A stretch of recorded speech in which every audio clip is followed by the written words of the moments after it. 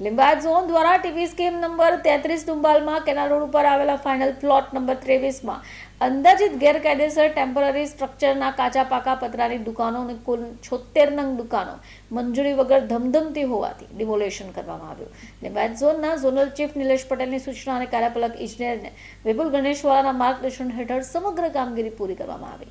આવનાર દિવસોમાં પણ આવા જ ગેરકાયદેસર બાંધકામો પર તવાઈ બોલાવાશે.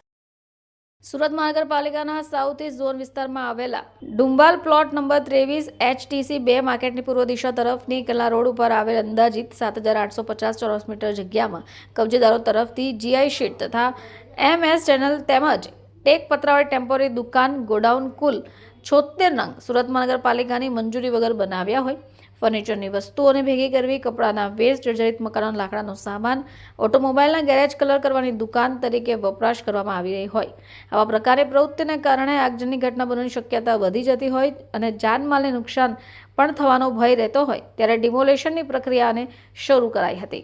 સદર ટેમ્પરરી સ્ટ્રક્ચરના કબજેદારો તરફથી ફાયર ઉપકરણો સ્થળ ઉપર પૂરા પણ પડેલા ન હોવાનું અત્રેની કચેરીએ જણાવાયું હતું. જોકે ગેરકાયદેસર બાંધકામની પરવાનગી મેળવવાનું વારંવાર જણાવ્યા પછી પણ કબજેદારો તરફથી ટેમ્પરરી સ્ટ્રક્ચરના બાંધકામની પરવાનગી માટે કોઈપણ કાર્યવાહી ન કરવામાં આવતા ટેમ્પરરી સ્ટ્રક્ચરના બાંધકામની પરવાનગી માટે ગોડાઉનના ડિમોલેશનની કામગીરી શરૂ કરાઈ હતી. બ્યુરો રિપોર્ટ, ચેનલ આઈ વિટનેસ.